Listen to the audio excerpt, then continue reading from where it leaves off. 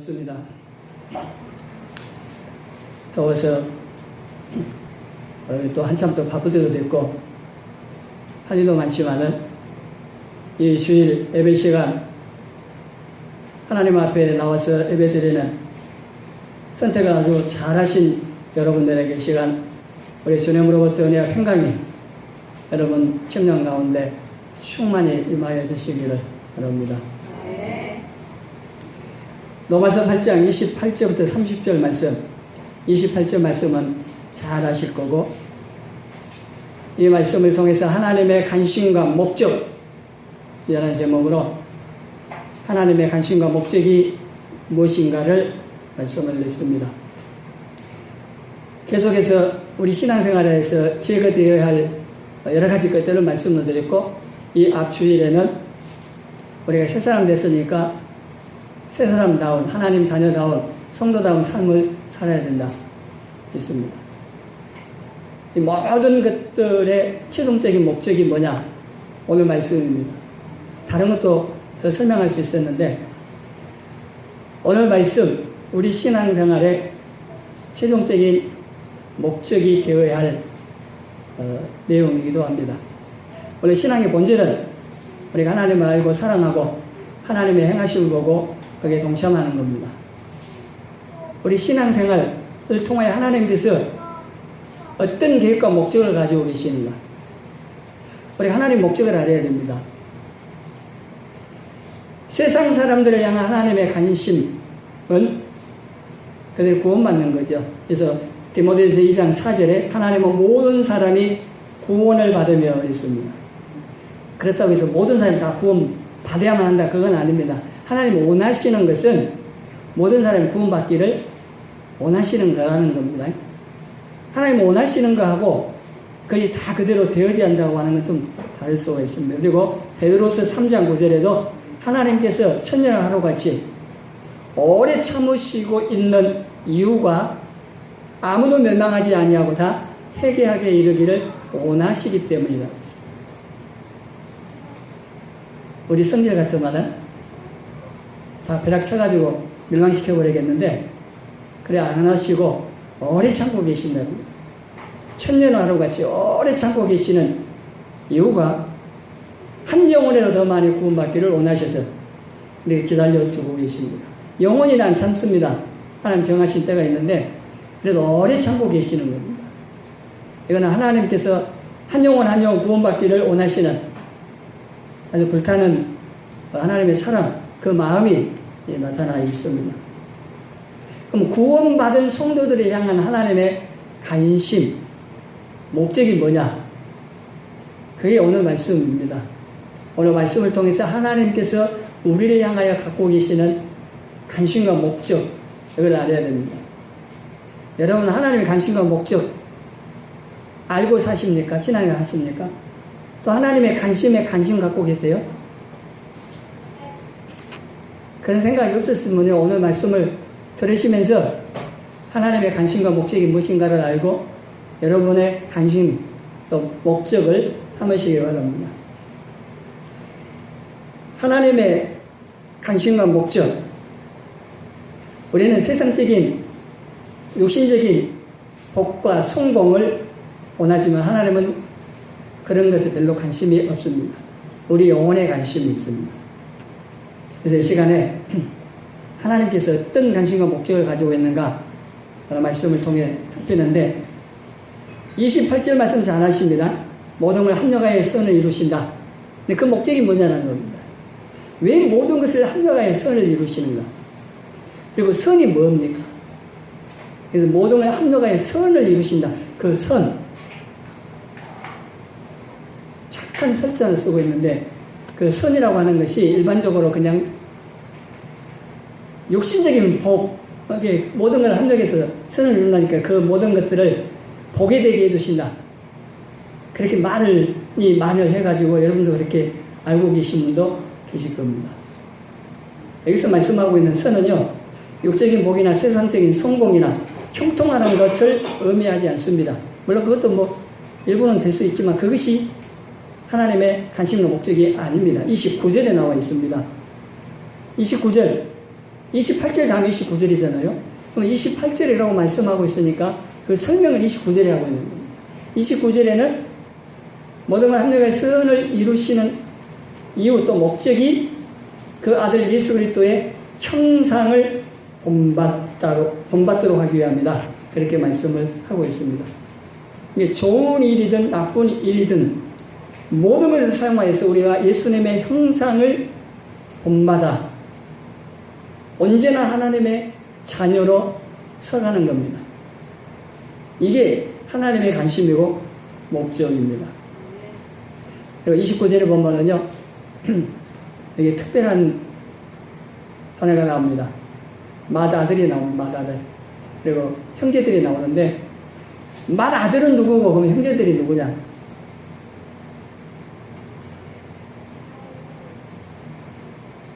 맏아들이라고 하면은 동생들이 있다는 얘기거든요. 맏아들은 예수님입니다. 하나님의 아들, 예수님. 예수님께서 맏아들이 되시고, 그 몸에 붙어 있는 모든 성도들이 형제입니다. 예수님 형님 할 수 있느냐고요. 인간적으로 생각하면 좀 그렇죠. 그런데 성경에서 말씀하고 있는 바에 의하면은 예수님께서 맏아들 내시고 모든 성도들은 동생들입니다. 형제들입니다. 이상한 소리 한 게 아니고요. 히브리서 2장 11절 같이 읽습니다. 거룩하게 하시는 이유와 거룩하게 함을 입은 자들이 다 한 근원에서 난지라. 그러므로 형제라 부르시기를 부끄러워하지 아니하시고. 아멘. 예수님하고 우리하고 성도들하고 한 근원에서 나서 형제라고, 예수님도 형제라고 부르시기를 부끄러워하지 아니하시고, 그런 말씀합니다. 우리가 예수님을 통하여 하나님의 자녀로 거듭 태어났다고 하는 것이 우리가 상상을 초월하는 엄청난 복이고 은혜고 특권입니다. 여러분, 예수님 믿고 구원받았다, 그 정도이신 줄 압니까? 하나님의 자녀가 됐다, 이건희 아들 이재용 씨보다 우리가 못한 줄 아세요? 비교가 안 되는 겁니다. 하나님의 자녀가 됐고, 또 예수님과 이 형제라고까지 부를 수 있는 이 신분이 됐다고 하는 것은 우리가 이걸 다 몰라서 그러는데 성령님께서 이게 깨닫게 해주셔야 돼요. 우리가 육신적으로 세상적인 가치관에서 이 말씀들을 이해하지 마시고, 우리가 예수님과 형제가 되었기 때문에 우리가 그의 신분에 맞게 살면서 준비되어져야 예수님께서 맏아들 내시고 우리 성도들이 이제 그 아들들로서 하나님 앞에 함께 서서 또 함께 영원히 살 수 있는 이런 것을 하나님께서 창조할 때부터 의도하고 계신 겁니다. 하나님께서 아담을 창조하신 목적도 사랑의 교제를 나누는 가족으로 창조하신 겁니다. 창조의 목적입니다. 임마누엘이라고 부르죠. 예수님이 왜 오셨는가? 마태복음 1장에 하면은 임마누엘입니다. 함께 하시려고, 죄 때문에 그게 깨졌기 때문에 그 죄 문제 해결하러 오셔서 다시 회복하여 임마누엘, 하나님께서 우리가 함께하여 사랑의 친교를 나누는 가족으로 영원히 살자는 겁니다. 그렇게 되려면 우리가 거룩하신 하나님과 같아야 돼요. 거룩하지 않고서는 히브리서 12장 14절 말씀, 모든 사람은 더불어 합행함과 거룩함을 줬어. 이것이 없이는 아무도 주를 보지 못한다. 거룩하지 않고서는 거룩하신 하나님 만날 수도 볼 수도 없습니다. 천국까지 영원히 함께 살려면은 하나님 온전하게 닮아야 됩니다. 그래서 하나님 이걸 위해서 모든 걸 사용해서 예수 그리스도의 그 아들의 형상을 본받도록 죄로 상실한 하나님의 그 형상을 다시 회복시키고자 하는 겁니다. 이게 하나님의 관심이고 목적이라고 하는 겁니다. 그래서 우리가 하나님의 자녀라면은 이 하나님의 관심의 목적, 이걸 이루는 삶을 살아야 한다고 하는 겁니다. 그리고 우리를 구원하신 목적이 30절에 나옵니다. 30절에 보면은 우리를 구원하신 목적이 나오는데 하나님께 창세전에 미리 정하신 예정하신다고 그럽니다. 미리 정하시고 정하신 때에 부르시고 믿음으로 어렵다 하시고 영화롭게 하신다. 이게 30절 말씀인데 에베소서 1장 4절 이하의 말씀 같이 읽어보겠습니다. 곧 창세전에 그리스도 안에서 우리를 택하사 우리로 사랑 안에서 그 앞에 거룩하고 흠이 없게 하시려고 그 기쁘신 뜻대로 우리를 예정하사 예수 그리스도로 말미암아 자기 아들들이 되게 하셨으니 아멘. 우리를 구원하시고 하나님의 자녀가 되게 하신 목적이 뭐냐? 이거는 창세 전부터 이렇게 계획하셨대요. 하나님 앞에 거룩하고 흠이 없는 자녀로 서도록 하기 위함입니다. 우리가 육신적으로 잘 되라고 여러분 육신적 복 받으라고 몰라 알맞는지 성경에 나온 좋은 말씀 들어서 말씀을 전하고 축복할 수 있습니다. 근데 그게 무슨 의미가 있냐는 거예요. 여러분이 하나님과 올바른 관계에 되어 있지 않으면 아무리 성경의 모든 좋은 약속 다 들어가지고 선포해주고 축복해주고 다 해봤자 아무 의미가 없습니다. 하나님과 나와의 관계가 올바로 있지 않으면은 하나님 떠나 있으면은 복이 많은 게 아닙니다. 오히려 신기가 있고 어려운 일들이 생기는 것이지 복을 미뤄줘도 될 일이 아닙니다. 그래서 저는 본질적인 부분들을 지금 계속 말씀을 드리고 있는 겁니다. 이런 게 되면은요 이미 하나님께서 예수님 안에서 모든 복을 주셨고 그 복을 누리도록 하시는 겁니다. 근데 이 관계가 올바로 되어 있지 않기 때문에 이미 주신 복도 보지 못하고 누리지도 못하고 있는 겁니다. 그러면서도 복 달라 하고 있습니다. 되지 않습니다. 그 복들은요 이 땅에 욕심 있고 살아가는 데 필요하긴 하지만은 전부는 아닙니다. 그 모든 것의 목적은 오늘 말씀에 하나님 가지고 계신 이 목적이어야 됩니다. 이게 복을 달라고 해도 뭐 때문에 복을 달라고 해야 돼요? 돈 주세요. 그래놓고 어찌다는 거예요. 아들이 나하고 돈 주세요. 그럼 뭐 하려고? 그럼 물어보잖아요. 이거 올바로 또 필요해서 나쁜 데 쓸지 좋은 데 쓸지 일단 들어봐야 돼요. 여러분 복 주세요 복 주시면 하나님께서 뭐 하려고 물으신다니까요. 물어보실 것도 없죠. 뭐 다 아시지만. 여러분이 복 달라고 하고 기도 응답해 달라고 하는 그것도요. 물론 마음 중심 하나님 아시지만 그래도 내가 하나님 더 잘 섬기고 하나님 더 닮고 이웃을 사랑하고 하나님 말씀에 순종하고 이 하나님 원하시는 이런 것들 하기 위해서 달라고 그렇게 해보세요. 주시면은 혹 또 마음이 바뀌어가지고 잘못 사용할지 모르지만 우리 중심에 내가 정말 하나님 더 잘 섬기기 위해서 필요하니까 달라고 해야 된다고 하는 겁니다. 하나님께서 우리를 단순히 구원하여 천국 가게 하는 것이 전부가 아니고 그게 목적이 아닙니다.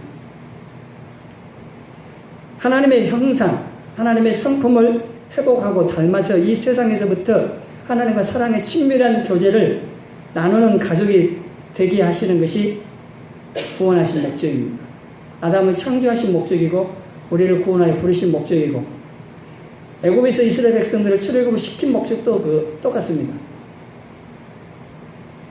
그래서 어떻게 하면은 기도 응답을 받아서 복받고 형통할 것인가에 관심을 갖는 것보다도 더 많이 하나님과 친교를 더 잘하는 것에 관심을 갖고 힘써야 한다는 겁니다. 여러분 예수님 왜 믿어요? 왜 믿습니까? 예수님을 구원받기 위해서요? 구원받았습니다. 뭐 하려고 구원받았어요? 천국 가려고요? 천국 뭐 하려고 하려고요? 천국 가서 뭐 하려고요? 그냥 잘 먹고 잘 사는 거, 이 땅에도 잘 먹고 잘 싸고, 천국도 잘 먹고 잘 싸고, 맨날 그것만 하려고요? 이걸 다 따져보면은요, 궁극적으로 하나님과 함께 살아야 되기 때문에, 하나님 원하시는 삶을 살아서 하나님과 같은 언제나 하나님의 자녀로 준비되어지고 서가는 것이 얼마나 중요한가가 나옵니다. 천국 가려면 가서 살 준비를 하셔야 되고, 예수님의 재림을 기다리면은요, 신랑 되신 예수님 맞이할 준비를, 신부로서 준비를 잘 해가야 하는 겁니다. 걸어간 삶을 통해서 하나님의 목적을 이루어갈 수가 있습니다. 왜냐하면 걸어가신 하나님이기 때문에 우리가 걸어해야만 합니다. 하나님께서 우리를 예정하셨다. 미리 창세전에 정하셨다. 그리고 부르시고 어렵다 하시고 영화롭게 하셨다. 이 30절 말씀, 이것은 하나님께서 하시는 사역입니다. 성령님께서 하시는 사역인데 우리 한 일이 없습니다. 왜냐하면 우리는 영적으로 죽어있기 때문에 이걸 할 수 있는 능력 자체가 없습니다. 아무것도 할 수 없습니다. 영적으로 죽어있기 때문에. 죽어있는 사람들에게 하나님께서 율법을 지키라 하시지 않습니다. 일단 살려놓고 봐야 됩니다. 하나님의 생명으로, 예수님을 통해서 하나님의 생명으로 살려놓았습니다. 거듭 태어나게 해가지고 이제 하나님 요구하십니다. 이렇게 살아야 한다고. 하나님 자녀들이 다시 살아났으니까 이렇게 하나님 그 말씀, 이제 율법, 그 법들을 따라서 하나님 다시 섬기라고 요구를 하십니다. 그리고 너는 나를 닮아야 된다고 하십니다. 베드로는 1장에도 내가 걸어가니 너희도 걸어갈지어다. 내게 말씀이 합니다만은 하나님 명령입니다. 왜 그렇게 명령하셨냐면은 걸어가신 하나님과 함께 살 수 있기 위해서 우리가 걸어해야만 하기 때문에 이렇게 요구를 하시는 겁니다.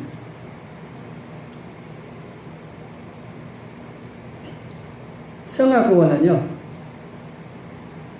오늘 30절 말씀에 성화라고 하는 말이 빠졌습니다. 친이에서 바로 영화로 넘어갔는데 그 중간에 성화라고 하는 게 있습니다. 신학적으로 이렇게 말을 하는데, 어떤 면에서는 친의에 포함이 돼가지고 그게 다 포함되어 있다. 이게 믿음으로 어렵다 하심을 받았고 구원받아 다 끝난 게 아니고 그 안에는 거룩한 삶을 사는 이 성화가 포함돼서 계속 걸어간 삶을 살아야 한다는 거예요. 예수님 다시 오셔서 영화롭게 될 때까지 포함되어 있다고 하는 겁니다. 성화를 강조 안 하기 때문에, 걸어간 삶을 강조 안 하기 때문에 구원받아서 다 된 줄 알고 그냥 엉망진창으로 살죠. 그래가지고는 안 되는 거죠. 친히 영화까지는 이것들은 다 성령님이 하시는 일이고 전적으로 하나님 하시는 거고, 성화는 성령님의 도우심에 순종해서 우리가 이루어가야 할 부분입니다. 우리가 순종 안 하면은 성화는 안 이루어집니다. 걸어간 삶, 우리가 안 사는 어떻게 거룩해 집니까? 이 부분은 하나님 100%, 나의 100%가 합쳐져야 됩니다. 하나님께서 하시는 것은 틀림없이 하시는 거니까 문제없는데 내가 안 하는 것이 문제입니다. 내가 걸어간 삶을 안 살고 하나님 가까이 안 하고 하나님 떠나서 세상 가까이 하고 죄와 가까이 하고 그렇게 사는 게 문제입니다. 그렇게 살아서는 안 된다고 하는 겁니다. 믿기 전에는 그렇게 살았습니다. 당연합니다. 그러고 살라고 해도 능력이 없습니다. 죽어있기 때문에. 그러나 예수님을 통해서 이제 하나님의 자녀로 거듭 태어났으면은 하나님 더 가까이서 은혜를 힘입어서 하나님 닮아가는 이 신앙생활을 힘써 해야 됩니다. 이건 내가 해야 됩니다. 의지를 가지고 죄를 멀리하고 싸워야 되고 사단의 유혹에 안 넘어가고 성령에게 순종하고, 이거는 다 내 의지를 가지고 내가 해야 할 일입니다. 성령에게 순종만 하면은 거룩해져 가는 것은 성령님께서 행하십니다. 이 말씀이 나오는데 빌립보서 2장 12절 13절에 보면은 항상 복종하여 두렵고 떨림으로 너희 구원을 이루라고 했습니다. 이미 구원 받았는데 뭔 구원을 이루라 그래 하겠죠. 그래도 우리가 구원 받은 것은 그거는 칭의입니다. 하나님 앞 어렵다 하면 인정받은 구원입니다. 근데 여기 구원을 이루라는 말은 성화구원을 말합니다. 거룩한 삶을 통해서 하나님 닮아가는 이 성화를 이루라는 겁니다. 그리고 최종적으로 주님 오시면은 영화롭게 되는, 그거는 이제 그때 가면 이루어질 거고, 우리 할 일은 이 성화를 위해서 성령님, 그래서 우리 안에 계속 돕고 계시는데 그분께 순종하여 성화를 이루어 가는 겁니다. 이것을 위해서 하나님께서 우리를 생각하시는데, 하나님의 뜻을 위해서 우리에게 소원을 두고 행하게 하신다. 소원을 두고, 우리에게 소원을 두고 행한다고 해서 무슨 소원 성취하는 그런 육신적인 그것 말하고 있지 않습니다.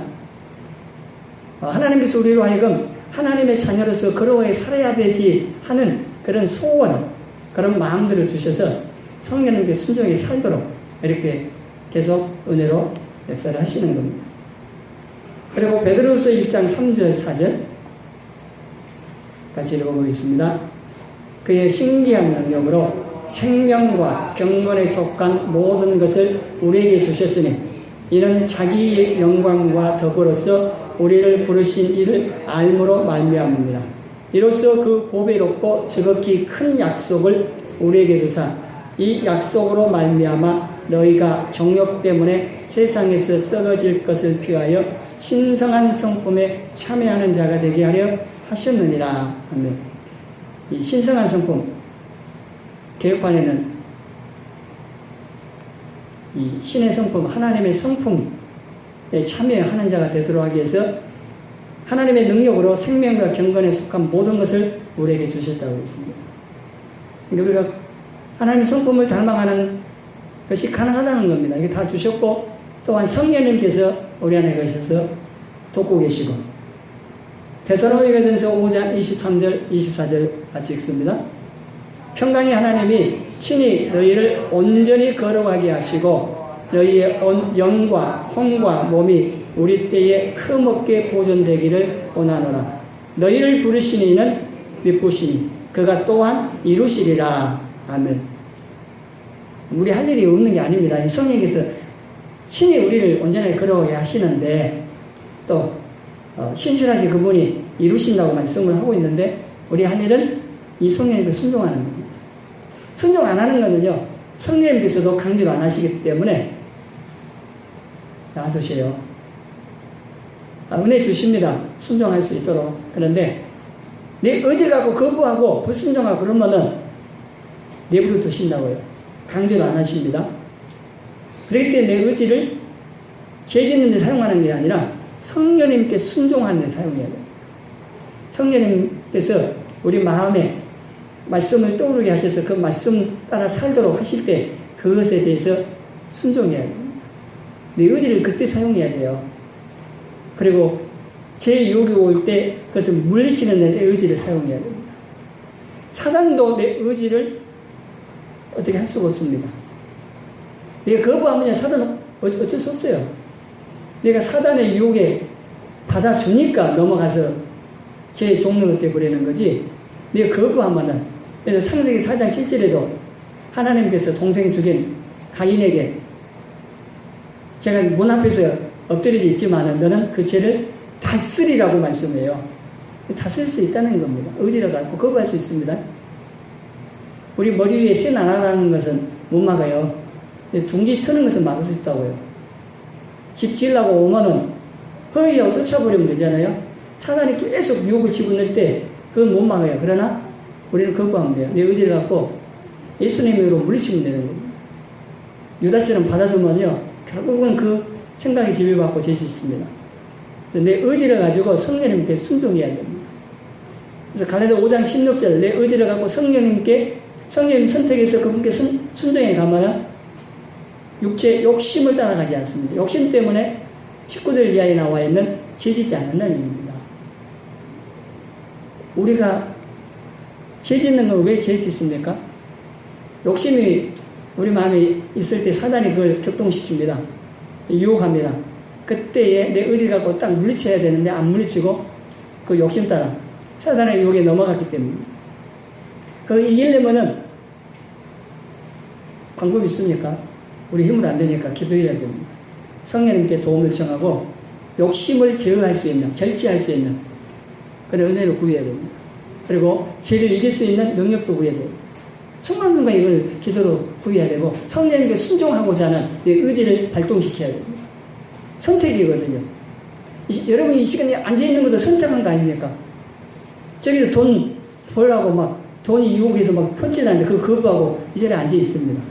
저기서 놀라고 손짓하는데 그거 거부하고 여기 앉아 있습니다. 선택해서 와 앉아 있는 겁니다. 다 순간순간 선택입니다. 이 순간순간의 선택들이 쌓여져 가지고 우리 일생이 되고 천국의 삶으로 연결됩니다. 옛날 금성사 LG에서 선전할 때, 강구할 때 순간의 선택이 몇 년의 좌우예요? 10년을 좌우한다 했죠. 근데요, 영적으로는요, 순간의 선택이 영혼도 좌우할 수 있습니다. 왜냐하면 예수님 순간에 십자가 간 것처럼 순간에 예수님 딱 붙잡으면은 천국 가잖아요. 거부하면은 다른 편에 있는 강도는 지옥 가는 거고. 이럴 수도 있습니다. 그래서 매 순간마다 내가 선택을 해야 돼요. 내 의지하고 선택하는데 성령님께 순종하기 위해 성령님을 선택해야 돼요. 말씀을 따라 살려고 선택을 해야 합니다. 우리가 주님의 신부로서 이 땅에 살아가는 동안에 준비하라고 주신 기간입니다. 하나님의 자녀로서 준비하라고 주신 기간이 육신 입고 사는 이 땅의 삶입니다. 어머니 못해서 10달 준비해갖고 나온 몸으로 70년, 80년 살아야 하듯이 이 땅 70년, 80년 사는 동안에 준비된 몸 가지고 영원한 세월 살아야 됩니다. 육신적으로 10달 동안 준비된 몸에 조금 문제가 있어갖고 장애를 가지고 태어나서 산다. 그거는 70년, 80년 살면 끝이에요. 괜찮아요. 뭐 그거 좀 불편해도 되지만은 70년, 80년 이 땅에 살면서 준비된 내 영혼, 부활체는요, 영혼입니다. 구원받은 성도들은 천국 가서 영원히 그 몸으로 살아야 되고, 안 믿는 사람이 지옥 가서 영원히 형벌 받아야 되지만은, 그래서 우리가 이 땅에 하루하루 삶, 신앙하는 모든 것들이 쌓여서 천국으로 이어져 가면서 어떻게 준비되면서 사느냐 하는 것은 매우 중요합니다. 천하를 얻는다고 해도요, 구원받지 못하면은 불쌍한 사람이죠. 열심히 신앙생활 한다고 교회 왔다 갔다 했는데, 십자가에 겨우 구원받은 강도와 같은 아무것도 입지 않는 맨몸인 사람과 같은 그런 부활체 입을 다니엘 12장에 가면은 부끄러움을 입고 영원히 살아야 할 그런 사람도 있을 수 있습니다. 그런 사람 되지 말라는 얘기입니다. 하나님께서 그렇게 되지 말라고 이 시간도 여러분 말씀하시는 겁니다. 여러분, 영원히 부끄러움 입고 산다는 게 잘 체감이 안 나시겠지만은 사람들 앞에서 부끄러움을 당해 보십시오. 요즘 뉴스에 나온 사람들 보면 그런 사람 많아요. 부끄러움 당하면은 이 땅에서야 뭐 잠시죠. 잠시 받는 뭐 부끄러움도 그렇지만은요, 영원히 그 부끄러움 입고 산다고 생각해 보세요. 지옥이 무서운 것은요, 그건 더 이상 죽지도 못하고 계속 고통을 계속 다 받아야 된다는 겁니다. 그래서 무서운 거죠. 지옥 불못에서 꺼지지 않는 그 불못, 고통만 당해야 되는, 꿈속에서 그 했으면 그냥 놀래서 소리 지르고 깨어나면 좋겠는데 그것도 아니고 끔찍한 겁니다. 천국 가서 사는 거, 부끄러움을 입고 산다 하면 그게 천국일까 싶습니다만은, 우리가 육신을 입고 이 땅에 태어나 살듯이 우리가 준비된 부활체를 입고 살기 때문에 준비를 해가야 하는 겁니다. 그래서 우리가 하나님의 이 뜻과 목적을 이루는 삶을 더 관심을 가지고 준비를 해가야 하는 겁니다. 여러분의 관심은 무엇입니까? 지금 열심히 일하면서 사는데 여러분의 관심과 목적이 어디에 있습니까? 오늘 이 시간 말씀을 통해서 하나님의 관심과 목적을 알고 성령님께 계속 순종을 잘 하셔서 거룩한 삶을 살고 하나님의 형상과 하나님의 성품을 회복해 감으로 온전한 하나님의 자녀로서 하나님 앞에 서서 칭찬 받고 또 그 영광 가운데 영원히 살 수 있는 저와 여러분이 되어지기를 주님의 이름으로 소원합니다.